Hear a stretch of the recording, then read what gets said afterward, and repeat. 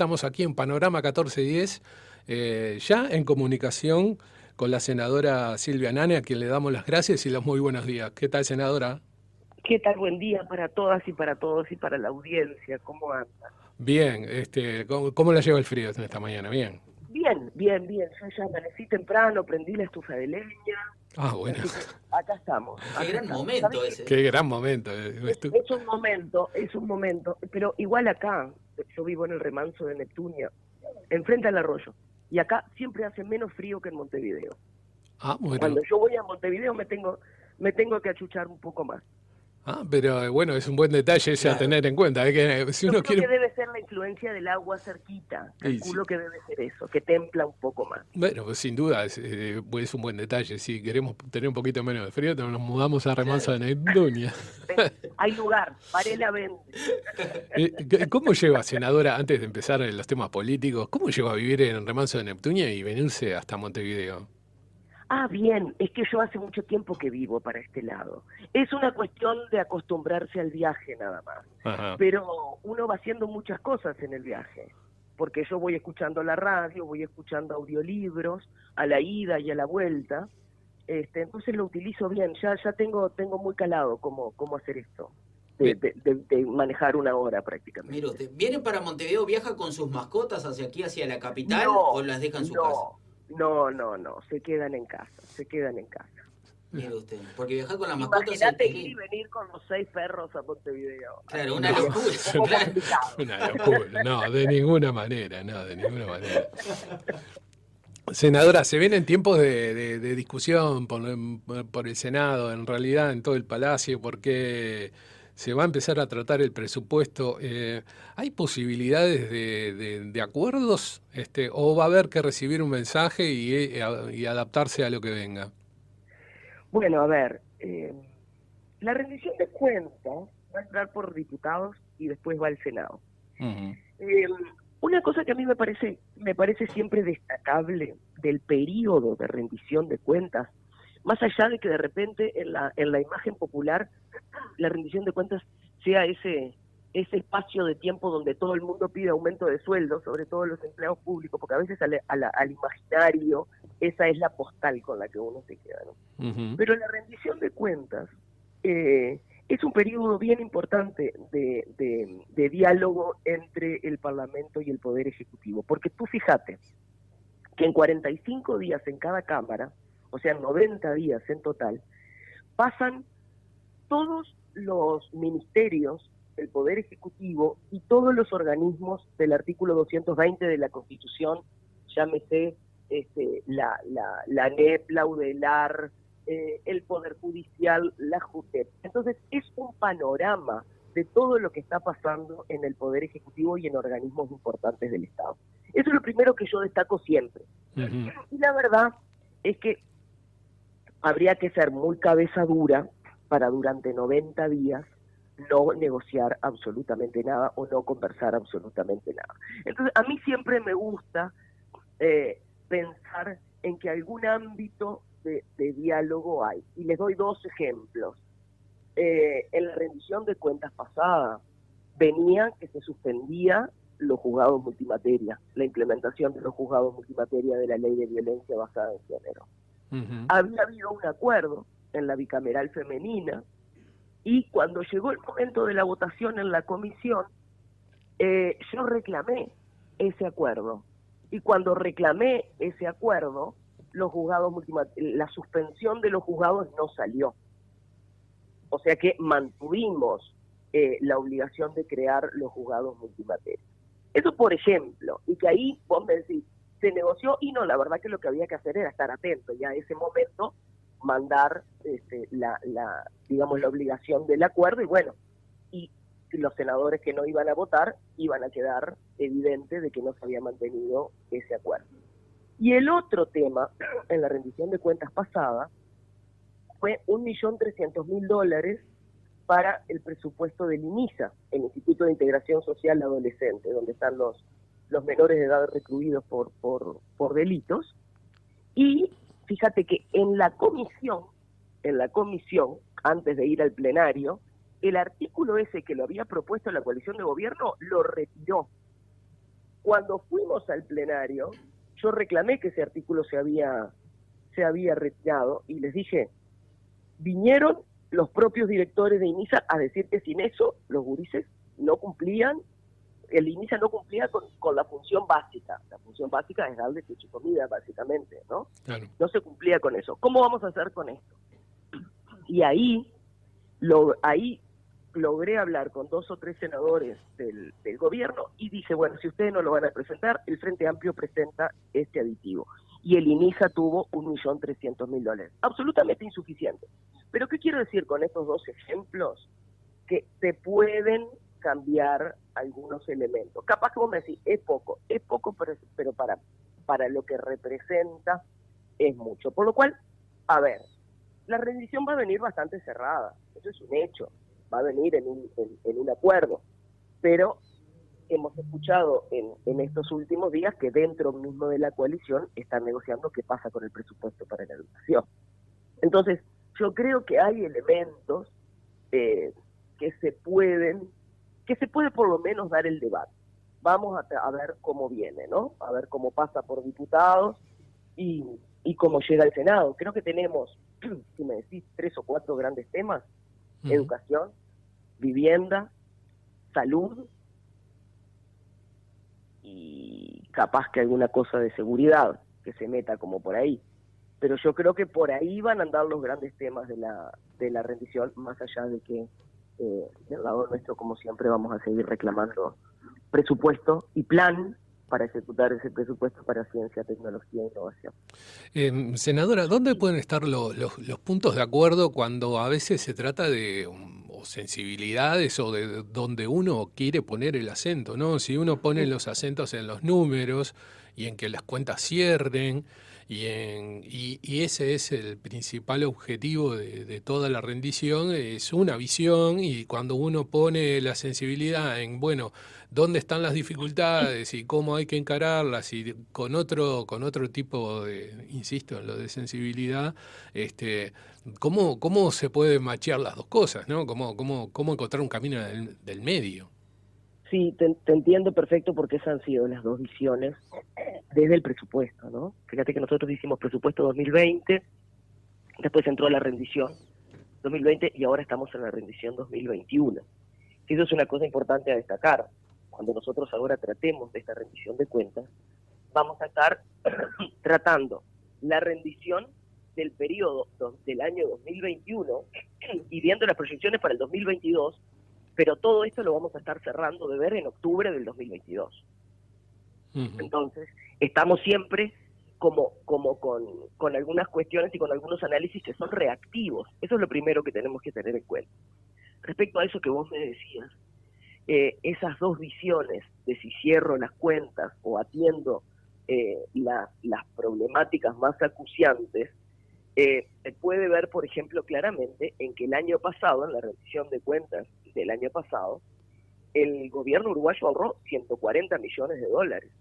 ¿Te acordás que se aplicó la regla fiscal que se votó en la ley 19.889, llamada ley de urgente consideración? Yo ya no le digo más ley de urgente consideración, porque ya tenemos que asumir que es una ley que quedó en la normativa del Uruguay, por lo cual ya la llamo por el nombre. Esa es la aclaración. En esa ley se determinaba la famosa regla fiscal, que era que el gobierno no quería aumentar el déficit. Pero con la regla fiscal aplicada, el año pasado cerraron con $140 millones de ahorro, cosa que dijeron a los 4 vientos como un logro. Pero fíjate que habiendo ahorrado $140 millones, no votaron $12 millones para la implementación de los juzgados multimateria, en un momento donde la violencia basada en género se disparó, porque veníamos al año pasado en las mismas cifras que 2 años anteriores prácticamente, y no se votó presupuesto adicional para la universidad. La universidad quería ser un centro de estudios post-COVID para poder decirnos cómo pararnos en el después de la pandemia, con elementos sociales, con elementos económicos, con elementos educativos. Eso era $1 millón y pico y tampoco se votó. Y no votaron el presupuesto, lo que yo te mencionaba, el presupuesto del INISA, y no votaron 4,5 millones de dólares que nosotros habíamos propuesto para atender las situaciones de violencia de niños, niñas y adolescentes, que del 2020 al 2021 crecieron arriba de un 40%. En el 2020 teníamos 4.911 situaciones atendidas y el CIPIAV, el Sistema de Protección a la Niñez y la Adolescencia contra Violencias, de este año cerró en 7.305. O sea, nosotros dijimos, esto viene aumentando, acá hay que poner plata con equipos de atención multidisciplinarios, y esos 4,5 millones de dólares para el INAU no aparecieron cuando el gobierno había ahorrado 140 millones. Es más, te digo, el INAU viene devolviendo a rentas generales casi 19 millones de dólares en la rendición pasada y en esta. ¿Por qué? Porque no hay planes de ejecución, y eso hace que cuando llega el final del gobierno tengan que devolver dinero. En estas situaciones estamos hablando. Y yo tomo el guante de lo que vos decís, de esa diferencia entre los dos modelos de pensamiento y entre los dos modelos de gestión del Estado. Y si vamos un paso más, acordate que arrancamos el presupuesto con un recorte en el presupuesto de la Agencia Nacional de Investigación e Innovación, que arrancamos con un recorte del portal Timbó, que es un instrumento que Uruguay tiene para que el acceso a la literatura científica sea universal. Arrancamos con Uruguay 21 metido adentro del Ministerio de Educación, de Economía y Finanzas, y con un recorte de casi el 50% del presupuesto. Entonces, cuando uno pasa raya y lo único que le importa es que la cifra final cierre, está hipotecando un plan de futuro, porque el futuro nunca es de corto plazo. Y muchas de nuestras preocupaciones se centran ahí. Vos fijate que todavía no tenemos un plan nacional de ciencia y tecnología, y estamos prácticamente en la mitad pasada del mandato. ¿Qué es lo que va a hacer este gobierno en materia de eso? ¿Qué es lo que va a hacer? Senadora, le consulto por el Fondo Nacional de Asimetrías. Hemos escuchado en las últimas horas... ¿Me escucha bien? Sí. Te escucho perfecto. Bien. ¿Tú me escuchas bien? Bárbaro. Sí, le escucho. Le consulto sobre el Fondo Nacional de Asimetrías, que fue creado en la rendición de 2021. Si cree que este va a ser uno de los principales temas a tocar, debido a que el Congreso de Intendentes en varias oportunidades lo ha tomado y lo ha tratado, y también si piensa que esta rendición va a estar enfocada a la recuperación del poder adquisitivo perdido en los últimos meses. Bueno, tema 1, el Fondo de Asimetrías, nosotros estuvimos trabajando bastante en la rendición pasada. Te podría decir que en general las cosas que vienen del Congreso de Intendentes hacia el tratamiento parlamentario, en general vienen ya bastante discutidas. El Congreso de Intendentes es un ámbito de discusión muy plural, digamos, en el cual en general los intendentes tienen la particularidad de negociar distinto, porque evidentemente negocian con el pie en su territorio, y en general esos intereses, digamos, tienen la característica de la realidad primero, ¿verdad? Entonces, en general, las cosas que vienen discutidas del Congreso de Intendentes, te diría que llegan con un mediano consenso. ¿Qué nos pasa a veces? Que los que tenemos que salir a ponernos un poco más duros de repente en algunos reclamos, somos nosotros, en este caso la oposición, porque nuestras intendencias, en general, terminan con algún mordisco en algunas de sus cuestiones anteriores. Que eso es una característica que antes no pasaba, y eso creo que es bueno decirlo. El gobierno nacional del Frente Amplio distribuía a todas las intendencias por igual, y nosotros lo que estamos viendo en una rendición de cuentas sí, y en la otra también, es que las intendencias del Frente Amplio en general en este momento tienen un tratamiento un poco diferente. creo que también ahí es de destacar que las intendencias, la Intendencia de Montevideo, por lo menos que es el caso que por obvias razones conozco más cercanamente, ha tomado un montón de acciones de cara no solamente en la pandemia, sino en este periodo de crisis, que las intendencias han tenido, que la Intendencia de Montevideo cambió, digamos, puso su timón en el plan ABC. El plan ABC, que no es típicamente, de repente, lo que las intendencias han hecho siempre, sino que tenemos un plan que tiene una pata en género, una pata en salud. Hoy hablábamos del incremento de las situaciones de violencia basada en género. Bueno, por ejemplo, la Intendencia de Montevideo abrió 2 nuevas comunas mujer que acompañan a las víctimas de violencia también en todo su proceso legal y a la denuncia. Tanto es así que si alguien no tiene plata para ir a hacer la denuncia, alguien de la Intendencia se sube con la persona en un taxi y van al juzgado. A ese nivel está llegando la capilaridad de las acciones. Y hoy hablaba de que el INAU devolvía plata y la Intendencia de Montevideo está atendiendo a las policlínicas casos de violencia de niños, niñas y adolescentes y especializando el tratamiento en esas cosas. Entonces, ¿qué quiero decir con esto? De que en esa rendición de cuentas esperemos que el tratamiento de las intendencias, el fondo de asimetrías es un ejemplo de eso, que no le pegue a las intendencias del Frente Amplio de una forma por lo menos tan evidente. ¿Usted va a que se distribuya mejor, digamos, esos 250 millones de pesos que hay, que se distribuya mejor, digamos? Lo que pasa es que el mejor es mejor para quién, ¿no? Claro. Ahí el año pasado tuvimos una discusión en ese sentido de cómo son las cuotas. El fondo de asimetría es de cómo se distribuye la cuota del gobierno nacional, y ahí había algunos elementos que nosotros en principio no estuvimos de acuerdo, y vamos a ver cómo vienen en esta rendición, a ver qué fue lo que cambió. Pero nosotros en general lo primero que ponemos sobre la mesa es que el tratamiento a todas las intendencias tiene que ser igual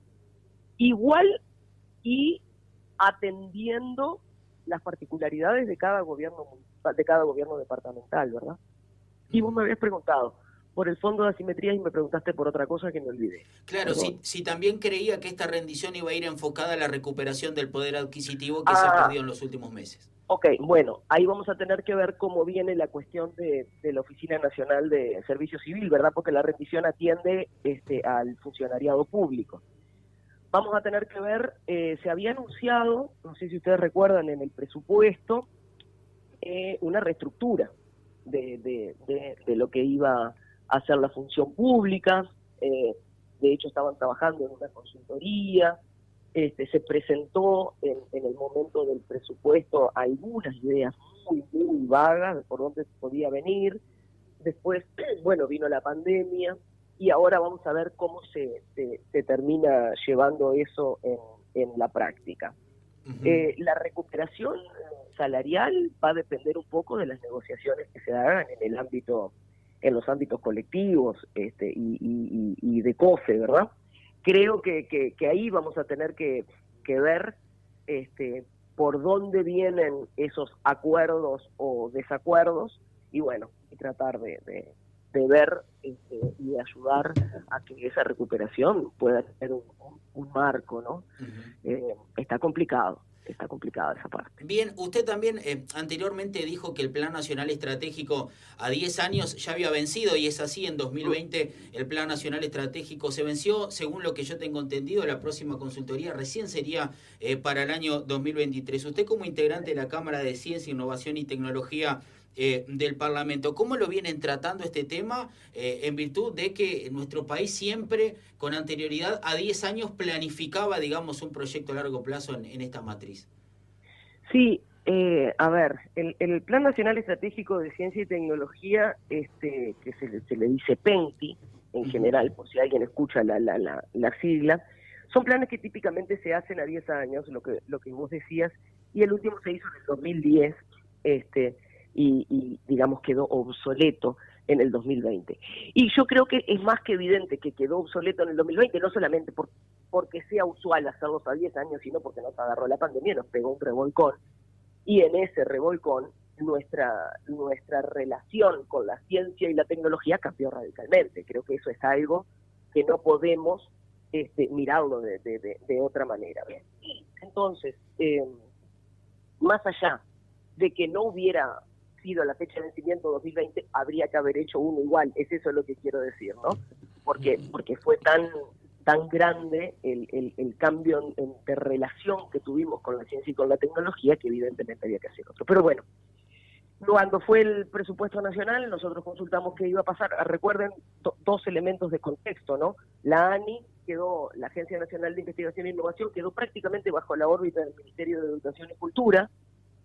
La Secretaría de Ciencia y Tecnología pasó a depender también del Ministerio de Educación y Cultura en forma de una dirección nacional, y Uruguay 21, el gran promotor de las exportaciones de lo que se llaman servicios no tradicionales o servicios globales, quedó bajo la órbita del Ministerio de Relaciones Exteriores, yo hoy les dije del MES.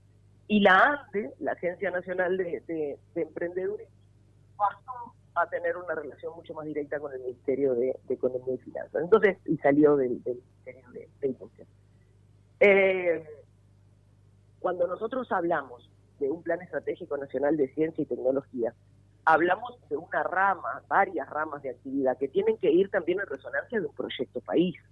Tienen que ir hacia dónde vamos como país en un futuro, quizá un poco más inmediato, suponte, de 10 o 15 años, pero dónde nos estamos proyectando, suponte también al Uruguay 2050. Yo no sé si ustedes se acuerdan que en la Oficina de Planeamiento y Presupuesto, que ahora parece que le sacaron una P y que es solamente la Oficina de Presupuesto porque no planifica absolutamente nada, se habían hecho estudios prospectivos de Uruguay 2050. En esos estudios prospectivos de Uruguay 2050 se había trazado una ruta país que tenía en las industrias creativas y en la ciencia y la tecnología un pie muy importante. De hecho, ¿se acuerdan que se había generado el gabinete productivo con Transforma Uruguay? Transforma Uruguay tenía hojas de ruta de aprendizaje automático para la inteligencia artificial, hojas de ruta de cómo desarrollar el sector audiovisual, hojas de ruta de la industria forestal, hojas de ruta de cómo encarar la producción ganadera utilizando tecnología e investigación. Es decir, había una visión de Uruguay 2050 y en esa visión confluían una serie de planes del gobierno de ese momento, pero que tendían a generar políticas de Estado, porque nadie pretendía estar en el gobierno hasta el 2050, ¿verdad? Lo que nosotros no vemos es esa planificación país. Y no ver el Plan Nacional de Ciencia y Tecnología es parte de no ver esa planificación país. Fíjense que el Ministerio de Educación y Cultura llamó a 2 o 3 consultorías, 4 consultorías, una para entender el ecosistema y las otras para empezar a generar el plan. Y en lo que dijeron en la memoria descriptiva que entregó el Poder Ejecutivo ahora en marzo del 2021, es que probablemente estarían terminando de analizar las consultorías en el 2023. Entonces, ¿yo qué digo? Terminan de analizar las consultorías en el 2023, ¿cuándo van a empezar a preparar el Plan Estratégico Nacional de Ciencia y Tecnología? No me dan los tiempos. No me dan los tiempos. Al final del mandato de este gobierno vamos a tener un Plan Estratégico Nacional de Ciencia y Tecnología. Es decir, en la época de mayor cambio que tuvimos de relación como sociedad con la ciencia y la tecnología, en este periodo de 5 años, no planificamos nada. Nada como país. ¿Cómo nos vamos a parar como país frente a la ciencia y la tecnología? Fíjate, en el 2020 hubo récord de gurises matriculados en la Facultad de Ciencias, porque la ciencia explotó como posibilidad y explotó como algo que capaz no era tan conocido, ¿verdad? Hubo 3.000 gurises más en la matrícula. Cuando termine este periodo de gobierno, esos 3.000 gurises ya hicieron el ciclo básico en la Facultad de Ciencias y tienen que empezar a buscar una especialización para hacer sus posgraduaciones o sus doctoraciones. ¿En qué las van a hacer? En algo que como país nosotros queremos fomentar. ¿Qué van? Porque a los 5 años, Ulises, ya está. ¿Y qué hicimos como país para guiar a esos gurises? Lo que va a terminar pasando, y que es fatal para el conocimiento nacional, es que al no encontrar después posibilidades acá para desarrollar las posgraduaciones, los gurises se van. Esto lleva a otro desafío, senadora, que tiene que ver con el educativo, ¿no? Porque Exactamente. alineado a estos proyectos de país o a cómo empujo el país y hacia dónde lo llevo, ¿no? Desde una línea estratégica, tiene que venir acompasado de planes de estudio que, bueno, que más allá de la reforma que se está proponiendo, ¿no? De cambiar el sistema educativo, bueno, tiene que estar alineado a algo, vamos a llamarle algo, que tiene que estar planificado de antemano, ¿no? Bueno, justamente, fíjate que ahora estaba leyendo la prensa antes de hablar con ustedes, en una cuestión de vamos a apretar el acelerador y que la reforma educativa necesita mayor celeridad. Todos sabemos que es necesaria una reforma educativa. Ahora, ¿es necesario así? Si no sabemos hacia dónde va esa transformación educativa. ¿Va hacia el mismo objetivo país que teníamos antes? ¿Va hacia un objetivo país diferente? ¿Hacia cuál?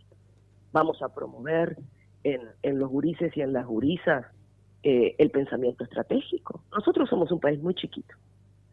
Si los gurises y las gurisas, si nosotros como país no logramos pensar estratégicamente, siempre vamos a estar en una forma reactiva parados frente al mundo. Siempre vamos, ¿qué pasa con el petróleo en Ucrania? Uy, tenemos un problema acá. ¿Qué pasa con la soja en China? Uy, tenemos un problema acá. Nosotros necesitamos, como país, empezar a incorporar la mirada estratégica, y eso se venía logrando. Y si no hemos podido hacerlo nosotros, tenemos que legarles esa posibilidad a quienes vienen. Por lo cual yo me pregunto, en la transformación educativa, ¿tenemos elementos que, digamos, generan pensamiento abstracto, pensamiento estratégico? Vamos a ir a decir, como necesitamos como país pensamiento estratégico, vamos a empezar a enseñarle a los gurises programación y ajedrez, por ejemplo. No para que sean todos ajedrecistas, y no para que sean todos programadores, sino para aprender una nueva forma de pensar que se acompase a este mundo nuevo. Y cuando les enseñemos pensamiento estratégico, ¿cómo les vamos a enseñar a aplicar esa estrategia? ¿Con una clave humanista? ¿Con una clave solidaria? ¿Con una clave de comunidad? ¿O vamos a fomentar solamente el éxito individual? Me parece que son debates que tenemos que empezar a dar y que no se hacen en 3 días, pero que además es muy difícil instalar esos ámbitos de debate cuando no logramos entender hacia dónde va el gobierno. Porque el Estado es uno solo y lo va gestionando el gobierno de turno. Ahora, tenemos grandes aspectos como país que no pueden depender solamente de la implementación del gobierno de turno. Si no, miremos el Plan Ceibal. Miremos el Plan Ceibal. Ha sido una política de Estado. ¿Cómo la vamos a seguir ahora? Porque cuando se implementó el Plan Ceibal, había un objetivo país, que muchos podrían estar de acuerdo y muchos no, pero había un objetivo. Y entonces en ese objetivo país encajaba el Ceibal, porque había un tendido de fibra óptica en todo el país que respondía al objetivo de democratizar el acceso a Internet y al conocimiento, y no al objetivo de que tuviese fibra óptica quien pudiese pagar. Por eso lo tomó la empresa del Estado, por eso las inversiones de la empresa del Estado en ese sentido. Por eso pudo haber un Ceibal, ¿por qué hubo Ceibal y hubo en las escuelas rurales? Porque había electrificación y porque también llegaba la fibra óptica. Entonces, ¿qué quiero decir con esto? Y porque también a través justamente de la fibra óptica al hogar y del cable submarino, la industria de las tecnologías de la información, entre el 2016 y el 2021, multiplicó por 5 su facturación. Entonces, a eso vamos, hay que tratar de pensar el ecosistema entero, porque si no, cuando uno tira elementos sueltos, es muy difícil juntarlo como política pública. Y hoy tenemos el país que tenemos, porque hubo un cambio en la matriz energética, que fue para mejores gobiernos del Frente Amplio, no, fue para tener un Estado nacional más soberano en términos de energía. Hoy lo que no vemos es esa visión. ¿Hacia dónde vamos? ¿Dónde están esas políticas de Estado que nos van a mostrar, que nos van a enamorar de un Uruguay 2050? ¿Dónde están? Como uruguayos, digo, como uruguayos, como partes de una misma comunidad nacional. A eso me estoy refiriendo. Eso es lo que no estamos viendo.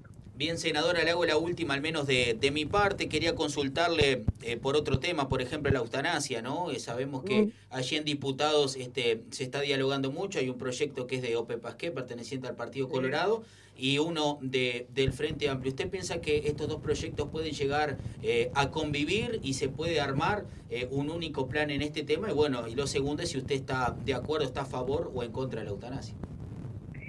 Sí, mira, a la primera pregunta entiendo que sí, estaban buscando la vuelta para tener un proyecto unificado. Yo creo que se va a poder trabajar en eso, que van a poder llegar a un acuerdo. Entiendo que sí, que se va a poder trabajar bien respecto a ese tema. Respecto a que estoy de acuerdo, sí, me parece que la elección de la forma de determinar los días ante una situación que para las personas no es dignificante y no va con lo más íntimo, entiendo que sí, que es una cuestión que tenemos que apoyar. Veremos después cómo se da el debate, pero en una primera instancia sí. Creo que tenemos, que son esos debates profundos sobre aspectos de la vida que está bien darlos, que está bien conversarlos y que está bien que pueda no solamente tener posición, sino generar posición a partir del debate y el intercambio de ideas. Me parece que tenemos que animarnos a empezar a entrar en temas profundos. Que el tema de la muerte vaya si es un tema profundo y donde cada quien tiene su experiencia, que es absolutamente intransferible, ¿no? Por eso me parece que hay que tratarlo con mucho respeto, con responsabilidad, de mirada pública, porque es en definitiva lo que vamos a estar estableciendo. Cuando uno hace normativa, establece ciertos contratos sociales, y me parece que es bueno que profundicemos en ese debate. Conversamos con la senadora Silvia Nane del Frente Amplio, agradeciéndole de los minutos, Silvia. Por favor. Y como siempre, quedan muchísimos temas más para conversar. Vamos a ver si te podemos invitar a que vengas acá a los estudios, así claro, tenemos una charla más distendida, te invitamos un cafecito también. Pero no tenemos estufa, ¿no? No tenemos estufa. No tenemos estufa leña. Si no, se vienen para acá. Bueno, esa es una buena invitación también. Bueno, senadora, muchísimas gracias por estos minutos y como siempre estamos a las órdenes. Nosotros también, y un abrazo para todos. Que pasen muy bien.